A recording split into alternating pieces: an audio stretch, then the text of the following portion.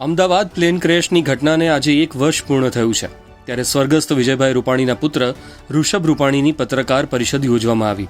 પૂર્વ સીએમ સ્વર્ગસ્થ વિજય રૂપાણીના પુત્રએ ભાવુક થતાં કહ્યું કે જે બન્યું તેને સ્વીકારી આગળ વધવું પડશે. ઇન્વેસ્ટિગેશન ચાલી રહ્યું છે અને આ અંગે કોઈ કમેન્ટ ન કરવી જોઈએ. આ ઇન્વેસ્ટિગેશનનું પરિણામ ચોક્કસ આવશે. દરેક પીડિત પરિવારો દ્વારા ઈમેલ કોમ્યુનિકેશન કરવામાં આવે જ છે. આપણે ચોળીને ચીકણું ન કરવું જોઈએ. તપાસ એજન્સીઓ પર મને પૂરો વિશ્વાસ છે. બે અલગ વસ્તુ છે અને હું આપ શ્રી તમામ મીડિયા કર્મીઓના માધ્યમથી હું લોકો સમક્ષ આ વાત મૂકવા માંગુ છું.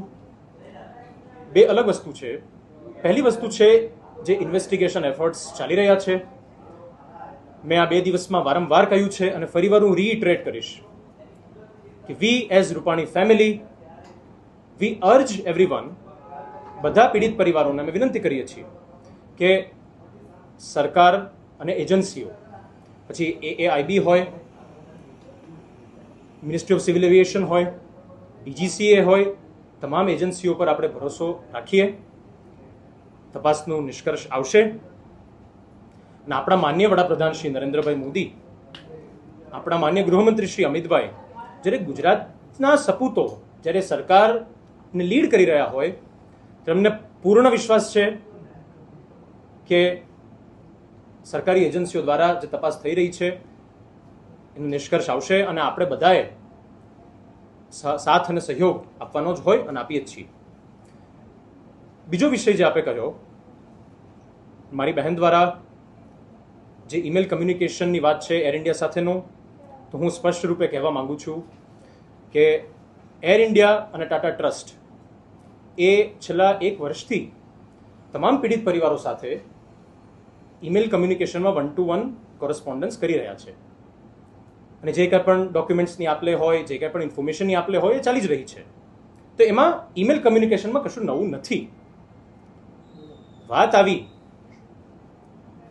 લીગલ ક્લેમ વેવરની, તો એના માટે રાધિકાબેને પોતાનું મંતવ્ય રજૂ કર્યું અને એર ઇન્ડિયાને એક ઈમેલ કર્યો છે અને એર ઇન્ડિયાએ, આપ સર્વેને ખબર છે, જવાબ પણ એનો આપ્યો છે.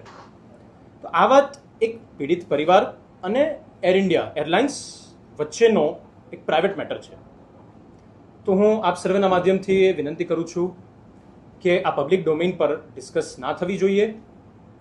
અને રહી વાત ઇન્વેસ્ટિગેશનની, તો we wholeheartedly support the investigation efforts.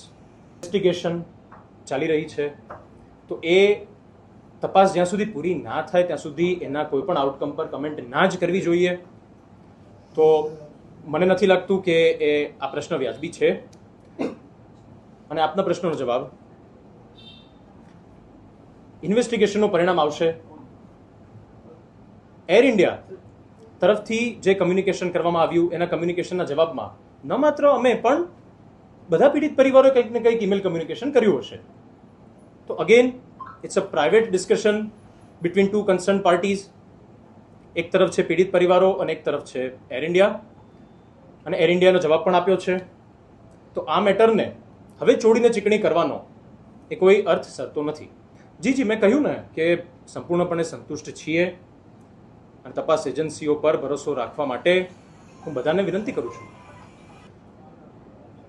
આ એક બહુ દુઃખદ અને બહુ મોટો અકસ્માત હતો. જે કંઈ પણ ભૂતકાળમાં ભારતમાં પણ અને ભારતની બહાર પણ જે એર ક્રેશની ઘટનાઓ બની છે